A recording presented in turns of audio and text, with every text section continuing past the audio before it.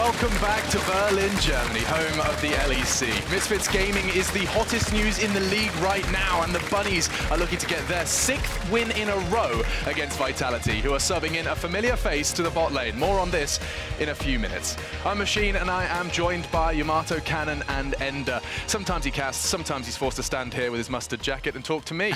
Good to have you with us. Yamato, of course, joining us. Sounds like tomato, but a whole lot tastier. It is going to be a good one. G2, however, are still in first place with behind them Misfits, Origin and Fnatic, and they're all chomping at the backsides of them. Misfits started the split 0-2, but have since not dropped a single game, beating G2 yesterday in a huge upset. Now, this was a big game, Ender. I mean, absolutely no one expected this. Misfits just look so hot right now, and honestly, they blew up the bot lane of G2. Caps, this was craps through and through here. Resorg hard camped this lane, but it was also just Denik and Bvoy absolutely showing up on the day to punish him. I think it was always a big question mark for me, because a lot of Misfits' victories were through the top lane, were through Febiven and Razork having monster performances on Gragas. And I was always thinking, this bot lane, what happens if you start to play through them? Will they ever be the big carry, the big stars of the game? And they showed up big time, and they just deleted Caps off the map. Yeah, they just continue to look better and better and better. And especially I see like the improvement in Denik in that bot lane too. We didn't know a whole lot about him coming into this season, into this split as a rookie player.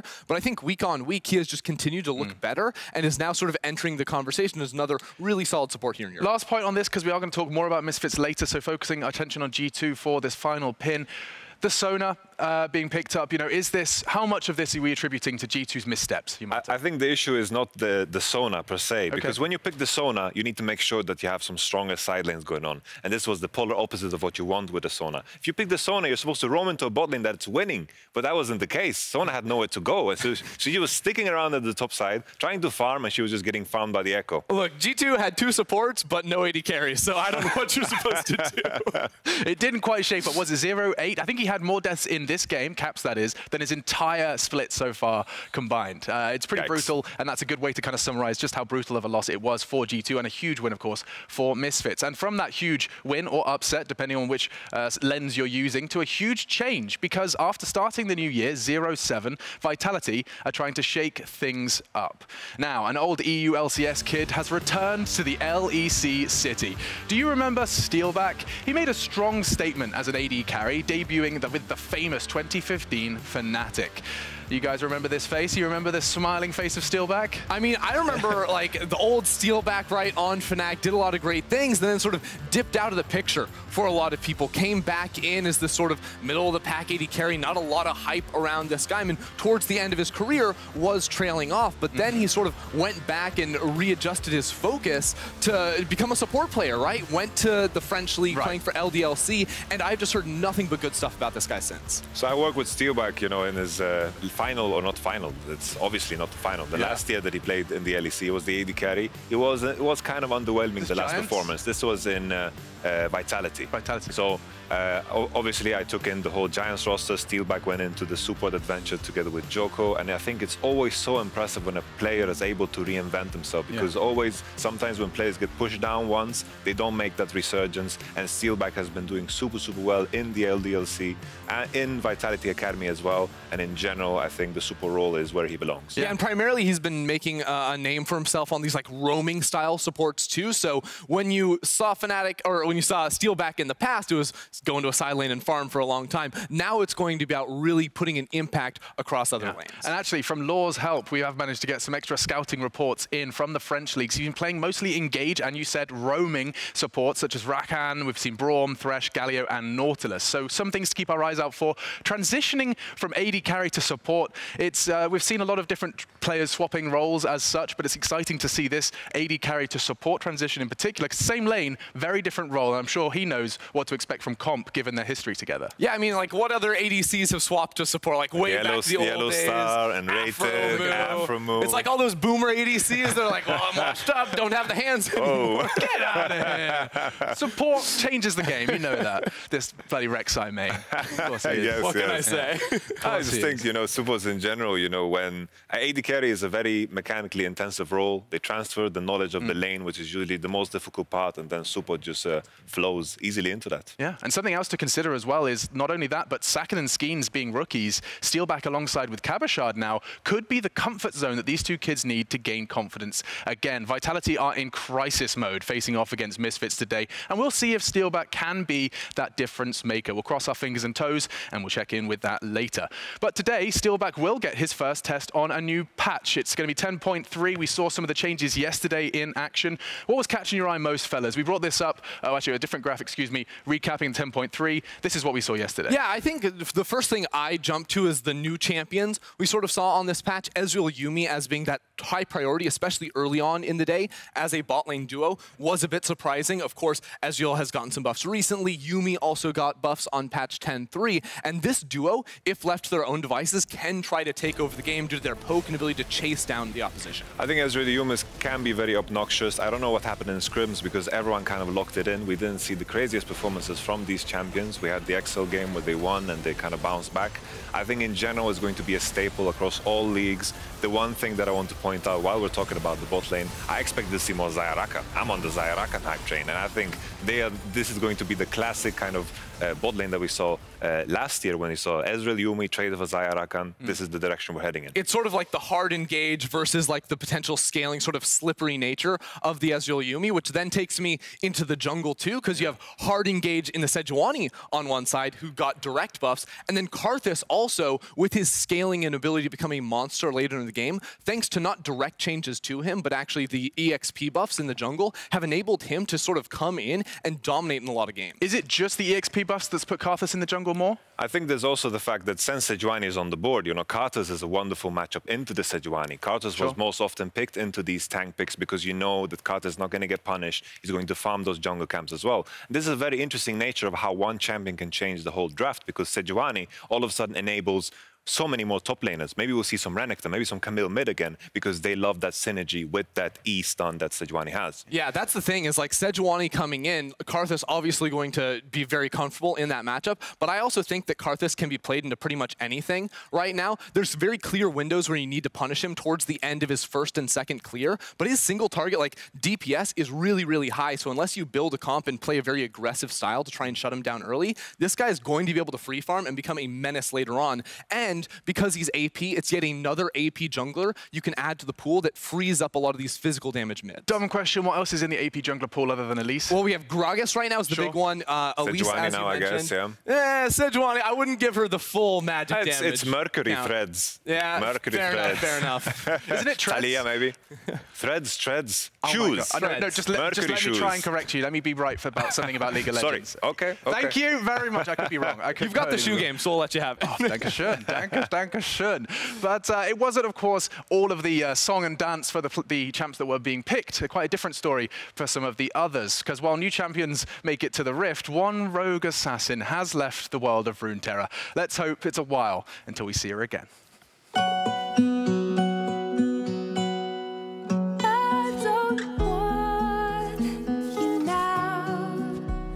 Let's avoid the cliche ending. I don't want you now. Away with you, be free. I don't want you now. Please erase us from your memory. Don't forget to take any word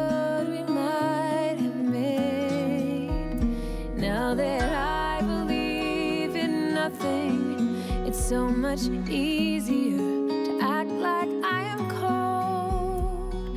There's just one question I must mention, all of its complexity. Why?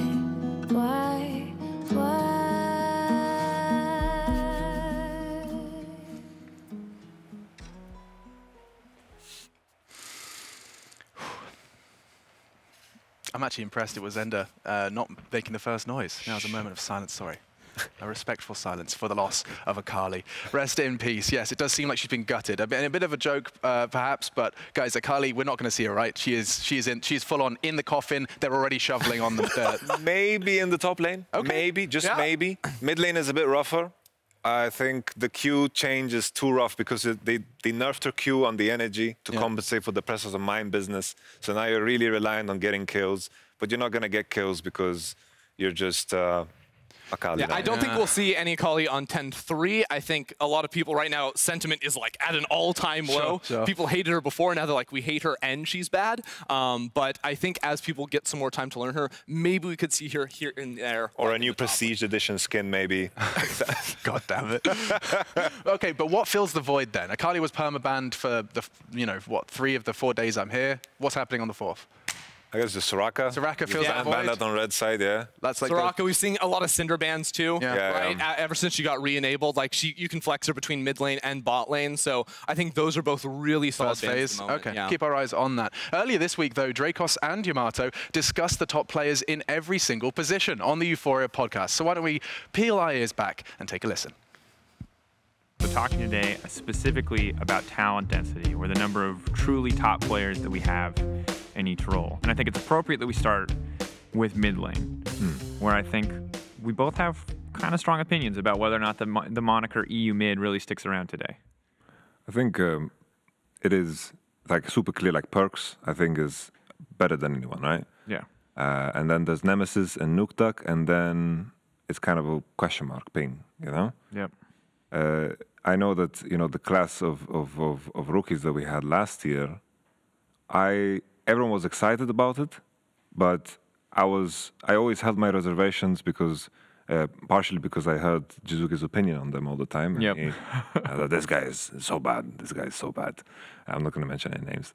Nevertheless, it was the Akali curse, is what I like to call it. Mid was so broken last year. Yeah. Silas, Akali. Silas, like you couldn't not look good. If your team was winning the game and you were playing one of those champions, every game you played was a montage. You listed top 3, but even for me, I would even question that because for me, it's like Perks, Caps are still in my eyes the 2 best mid laners. Like regardless of what role they're playing, like no one can. If anyone thinks that Caps can't come right back to mid lane and beat every other mid laner in our league, I think they're trolling. Yeah. And after that, I think it's a pretty big drop off. Like Perks, Nemesis is there. Right, I think like maybe 3, maybe 2, and then after that it's kind of like Like you could put Nuke Duck there. You could make an argument for Larson. Like Seiken has had some pretty rough games. Mickey's kind of all over the place. Humanoid dies all the time. Abadage also dying a ton, but like I don't think it's fair to look at any individual on Schalke.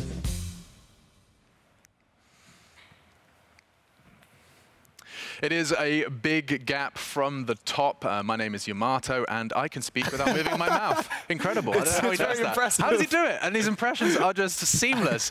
But either way, we decided to explore the players that won't be leading the ranks anytime soon. Have some fun with the bottom. That's what I tried to do on Valentine's. Joking, of course. Yamato and Ender have picked out their all-star team from the bottom 3. Why don't we check it out? So you guys have picked and pulled. I do think I have to put my thinking cap on, and you guys can explain what's going on here. Look, we've got 2 top laners, and I think we're going to be very open about this. When we were looking at like trying to build like sort of the best out of the 3 worst teams, like mid lane pool was a big question for us. Like you were talking about it a little bit in Euphoria, but honestly, I think if you tried to put Cabochard in mid lane, he would actually be pretty solid. I think also with the fact that, I have a lot of information, inside information on Cabo, and the champions he plays, like Lucian, Jace, those are easily playable in mid lane. Even the Aatrox, why not? We've seen some games on Aatrox. Yeah. The one that deserves to be there. He's been doing super well in the 1v1, so it was hard to not put him there in comparison to the other mid laners in the bottom 3. For sure. I'm also like, Cabochard, like, he tries to carry out of top lane, but he just can't. Put him in mid, so he's in the center of the map, and this guy could actually do a lot. I also think we sort of slotted in to the jungle as well. I would put Trick in there next to these 2 guys as sort of, another veteran mind here to bring the brains to the operation in this team and sort of try to build a solid roster. So who who was your other candidate that could have fit that top lane description then? You ended up with a Rome, but who else was kind of potentially contesting for that within this bottom three? Admittedly, it's, you know, slim Who's the pickings. third top laner? It's Sakre. We don't need an Ornn one trick here, We man. don't need Ornn. No, I'm sorry, Sakre. This is The other top laner was Cabochard, but we put him in mid lane. He's in mid. That's it. Yes, That makes yes. perfect sense. Thank you. Oh, that was a trick question. But so taking a look at that, in the jungle, you're rocking Trick. Best of the bunch. Yes, I think so. Like, obviously, there's been some criticism levied at Trick, but you look at From sort of his, I mean, from me, yeah. And like, look, I've criticized how he plays the game a lot on the mechanical level, and I think those problems do still exist. But if you actually look at the mind of this guy and how he's come into a lot of different teams and just upgraded them like cerebrally almost immediately, he's going to have high value. And you can't discredit experience. Experience, you know, it speaks for itself. But the bot lane, I imagine you can speak to that. Yeah, I think Crownshot has been the shining star of SK. In the AD carry role, you don't have that much agency, but if you're set up for it with these team compositions that SK has been drafting, you get those pop-off moments. I think Crownshot has been playing very, very solid, very smart all around. I don't see any like big kind of eye-popping mistakes that would no make like me want glaring to. weaknesses, right? This guy's sort of got a little bit of everything, and like we were pretty excited to see him in the LEC in 2019. Had a lot of good performances down there in the bottom lane, and I hope we get to see more out of him. Unfortunately, I think it's really hard to look like great as an AD carry on a lower tier team because you need time to get items to ramp up and then look really solid. You could say you could be forgiven for having a bad time as an AD carry.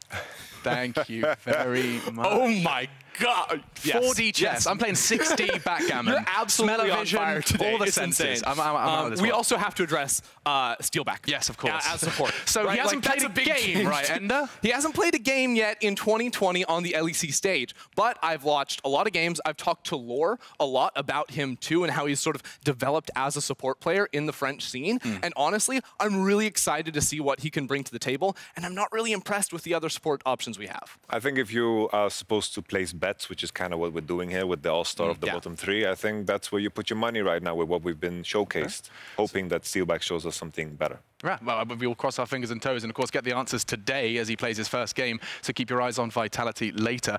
Final question on this one, then. You've built a dream team of the dregs of the standings. How do they place? Do you believe they could outplace some of the teams they're coming from? Honestly, like with Cabo in mid lane, I'm really excited about this idea. It's borderline that I want Vitality to do it. Because Cabo Let's Shop make mid the lane, team. He's so sold. I've seen so many 1v1s between Jizuke and Cabo does super well. You know, he can use some top lane spice in that mid lane, get some advantages and do well because he's a leader. And from mid, it's easier. From mid lane. I think playoffs team right here, man. Cabo mid lane. I'm going to say this would be a 6th to 8th team. They have the potential for playoffs. It's not super likely, but could happen. Doable. Okay, awesome. Well, that concludes that. And for the LEC teams, the smallest detail can be the difference in their effort to climb up in the standings. In the early game between Rogue and Mad Lions last week, we saw a clear example of this and what Frost likes to call the butterfly effect. Mad Lions forced a delayed invade with Braum to disrupt the Jarvan versus Gragas matchup to secure Shadow more favorable early pathing. This invade forces Inspired to start on his blue buff on the top side of the map. Inspired goes for a full top side clear before resetting and running towards bot to get back on track to contest Shadow's Gragas. And this is where the butterfly effect takes over. Rewind. During the initial delayed invade, Larssen takes 3 auto attacks from the red buff, forcing him to pop one of his 3 corrupting pots while heading into lane. Humanoid, taking virtually no damage in the exchange, retains all 3 of his corrupting pots, giving Humanoid an extra 125 health and 75 mana to play in lane. Larssen starts with Lissandra's Ring of Frost, her W, which allows him to activate his Aftershock Keystone. In the LeBlanc matchup, Lissandra wants to trade her Ring of Frost damage against LeBlanc's Distortion damage, using her Aftershock to win the trade. Humanoid knows this, Larssen knows this, so level 1 is an auto attack standoff with Larssen quick draws another corrupting pot charge, trying to use the damage amplifier on his auto attacks. Now, it's 3 corrupting stacks to 1 in favor for Humanoid.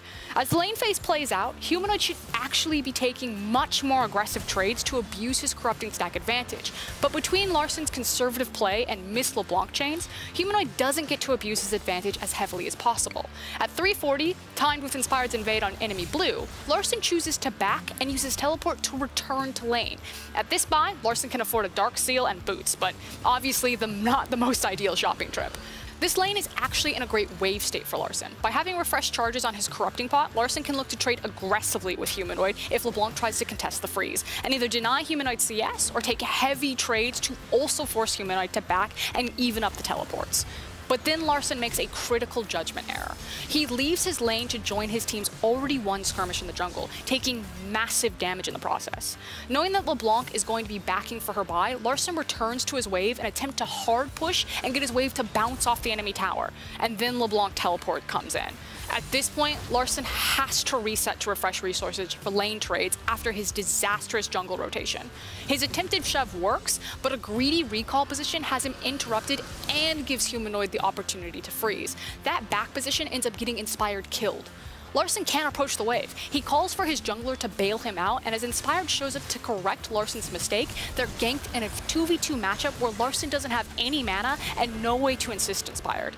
This back timer nets Larssen a Null Cloak and Control Ward, but the biggest issue is that he'll struggle to compete with LeBlanc's wave pushing ability without access to AP or mana itemization.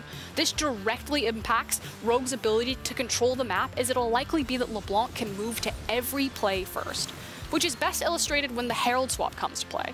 Unable to compete for push priority, Larssen spends his portion of the lane phase dodging damage and catching waves. Here, Finn is actually already in rotation to swap bottom while Han Sama and Vander head top, but Finn reroutes to mid to cover and help Larssen push his lane. Larssen does need gold badly, but he overreaches here when he gets not just the one, but two incoming waves.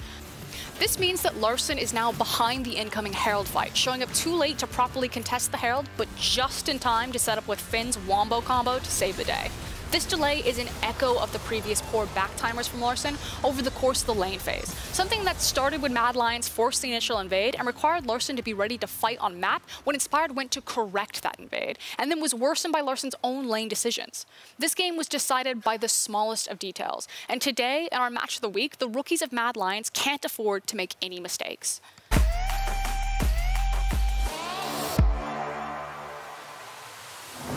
This week's match of the week is Mad Lions versus Fnatic. We get to see Reckless facing a younger mirror of himself.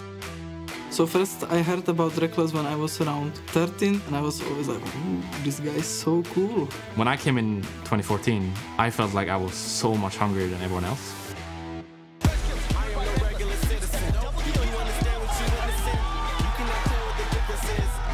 We really want to get to Worlds this year, and I want to prove myself. I get more pentakills, of course. And now I'm playing against him. Flash in the melee range of an Aatrox. Here comes a big roll of time. That's a play with style. Well done, Carsey. Oh, Carsey! Suplex back. That is the price of free. I like playing on a big stage, and like I int and I start laughing because I know everyone sees it and everyone flames me. For Kazi, it's about proving that he can compete with the best, but for Reckless, it's about showing the world that he still has the skill and ability to sit on top. It's a mistake if I don't try my absolute best every day, because otherwise I will be overtaken, like most of the old schoolers now are. I want to be like the outlier who just keeps on performing every year. Clean hook comes in from Elisang on the back of coming through the Ignite, taking down first blood from Fnatic. Forgiven's in trouble. We wanted the 2v2, but he's not going to get it. Looking to land on Forgiven can't even play League of Legends. I think he's working very hard. I also think that he still has the drive to be the best. Reckless gets a double. He's looking at escape for more. That's a triple. Rogers on the card. I think we will see him for a long time. We've just taken the Baron down to 50%. The equalizer goes down. There's another. That's a golden shadow. He comes down again. Someone like Carsey, who's born 2002, if I don't have the same hunger as I did in 2014, which he does now naturally, he will probably have it in my number, and I obviously don't want that to happen. My goal is to beat Reckless, because then I will get the Rookie of the Split, most likely. Believe it or not, this is the matchup to help determine second place. The winner of this will cement themselves in Europe after week 4. Said I'm fired up. I'm sorry your time's up. I see the top and I climb up. Came from the ashes, I rise up. A lineup filled with rookies face off against the most winning team in LEC history. This is our Alienware match of the week. Kazi and Reckless behind us, very different stories, but running in a parallel direction. That's how words work. Yeah, just like 8 years separated, pretty much, right? And Karzi's been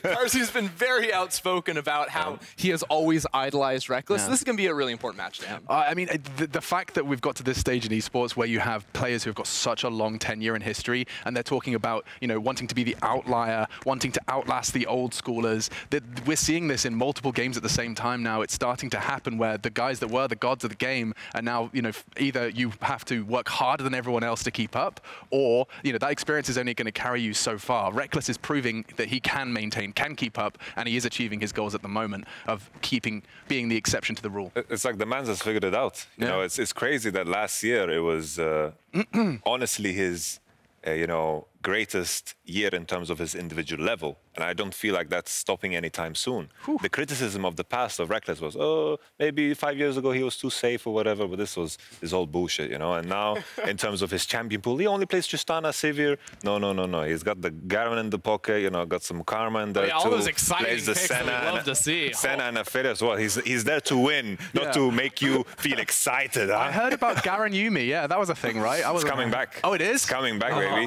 Can't wait. Fnatic and Mad Lions are closing out the week later tonight, but before that, Excel, Esports and Origin do look to solidify themselves as top contenders. If you want to get a player's perspective on that matchup, Perks is joining Quickshot and Ender for picks and bans, as well as the early game, so you don't want to miss that at all. Coming up, of course, first, you can see Misfits, the Bunnies, will be taking on the Vitality Bumblebee, and for this game, our eyes are on the Surprise. It's the Surprise team of the Spring Split, looking to secure their 6th win in a row. They're on a run, 0-2, 6-2, Misfits. Quite the development. Yeah, they're for sure the hottest team in the LEC right now. So hot right now. So hot right now. But really, like, if you had told me about this matchup on week 1, day 1, I would have said, oh yeah, this looks pretty close, right? Misfits came in, they didn't look all that great, but since then they have been on an absolute tear, and I think they have just continued to level up. Individual players on this team step up higher, and I think a huge focus for me has to be the bottom lane, right? With Bvoy and Denick, because in week 1, Bvoy was down like 25 CS at 15 minutes. Like, it was not a good look, but week on week, they have gotten better and better. And yesterday, they destroyed Caps in the bot lane. Yeah, and we spoke to Febervan at PGL just yesterday as well, and it seemed that the general sentiment in the Misfits camp is that they now are starting to believe that they can do it. In fact, you can see the words, very strong words from the man himself. I think we can contest for finals. How does that land on your ears, Yamato? I think when we look at Febervan's individual performance so far, he's definitely in contention for being top 2 in the mid lane role. Definitely. But Misfits as a whole, I think it's too soon to say, because sure, after you beat G2, you feel fantastic, but I need to be the one mentioning that G2 oinked around big time. Caps, Craps, Yasuo into this draft, there was a lot of question marks that were always fine for G2 because they managed to pull through. So I credit Misfits for their discipline, but at the same time, it is time to celebrate, but not to run away too far with the hype train. Is it time for me to ask, do we see an Echo ban here? You know, I mean, this Razork performance yesterday versus G2, was that enough convincing for you? So, Razork, obviously a phenomenal Echo player. You hear about all his solo queue accolades and whatnot, 80% win rate over 40 games. That's all stunning. I don't think we'll see an Echo ban, at least not in the first rotation. Maybe if they haven't locked in a jungler's second phase, we could see it thrown his way. But with only 1 performance under his belt, even though it was a solid one, I don't think teams are going to be fearing the Echo quite yet. But that does leave room for him to prove to people that, yes, we'll ban it, or I'll just keep picking it. I think the biggest part that's so interesting about Echo for me is that I think the matchup into, for example, like a Karthus that is so powerful right now, I think that's something that definitely is playable, and maybe that's where we might see Echo show up again. Okay, so keep our eyes on that one. Now, the bot lane has been stepping up as well, and that's where our analysts actually, your attention was drawn. Yes, Razork has 8-9 kills on Echo, but your eyes were drawn to the bot lane. Why was that? Yeah, well, I mean, because they killed Caps like 8 times in one single game, right? And I sort of touched on it earlier, but is that growth for the bot lane? Because I was almost ready to throw in the towel for this bot lane after week 1. Week 2 was just like slightly better, but I do genuinely believe that this bot lane is continuing to level up and starting to be a force to be reckoned with. Yeah, for sure. Don't let this graph confuse you, because this should be great. This draft should burn somewhere, because this was a thing of beauty. Zyrakan, I think, is always the true test of skill for bot lanes, and they showed up big time on Zyrakan, so I'm happy with the trajectory that Misfits is heading in. Okay, and just to kind of bring ourselves back on the track, we are going to be getting into the draft very shortly, but expectations for this game, Vitality, do they, you know, we're praising Misfits, definitely 100% the hottest team in the LEC, love that tag. Do Vitality stand a chance? Can they be the resistance? Can they be the humbling presence against a team like Misfits? I think Vitality has shown a lot of promise, but always there's something different that just tears them down. Either it's a terrible dive or something. I want them to simplify. Play through one side all over and over because they need to put those wins on the board. They certainly do. And use Steelback. Use him. That's right. It's time to see what Steelback can do. There is a new wave hitting the LEC, and for Misfits, this could just be the beginning of something bigger. Let's see if they can take down Vitality.